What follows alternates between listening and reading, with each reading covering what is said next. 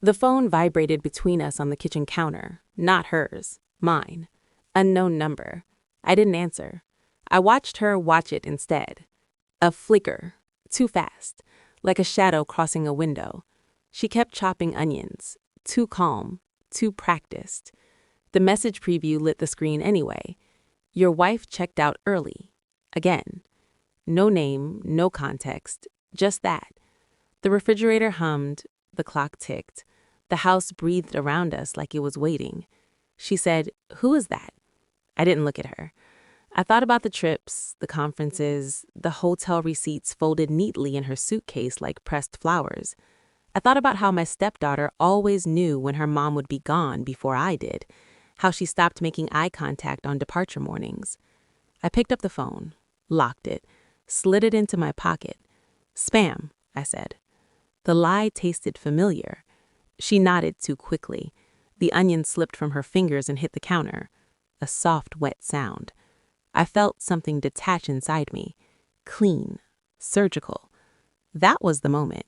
Not when the message arrived, but when I realized I wasn't surprised. I told myself there was a rational explanation. I always did. It was my job to be reasonable, to be the anchor. She traveled a lot. Corporate consulting, last-minute flights. "You know how it is," she'd say, kissing my cheek while already thinking about somewhere else. Her daughter, my stepdaughter, used to chatter nonstop about school, friends, boys. Then the trips started getting longer, and the silences grew teeth. I noticed the inconsistencies first. Airports that didn't match the weather she described, hotel names that changed between sentences, a conference badge left in a coat pocket dated 2 years ago. Small things. They accumulate. I asked gentle questions, harmless, curious. She answered too smoothly. The girl stopped calling me dad on those weeks. She called me by my name, like distance could be practiced. One night I found a charger in the car.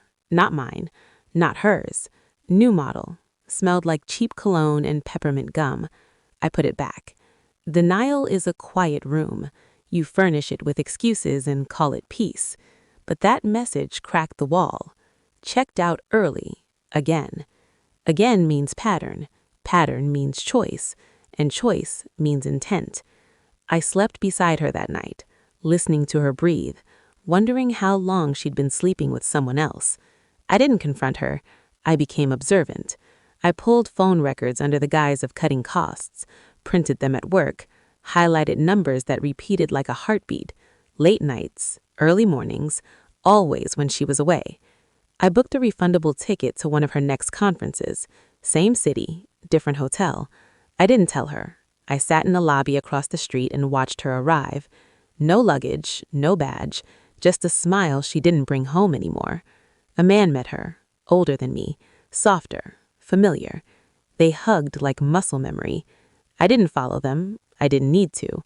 I ran a background check, cross-referenced names, found a consultancy that didn't exist, found a leased apartment in her name, found tuition payments, private school, wired from a joint account I thought I understood. For her daughter, for a life I wasn't in. I tested my stepdaughter's DNA quietly, a routine health kit. She didn't ask questions. She never did anymore. The results sat unopened on my desk for 3 days. I already knew. Knowing is different than proving. Proof is colder, sharper. Proof doesn't shake. The email arrived at 6:14 a.m. Probability of paternity, 0%. I stared at the screen until the letters lost meaning. Then I printed it. At breakfast, I slid the paper across the table. No words, just gravity. She read it once, then again. Her face collapsed inward, like a building after controlled demolition.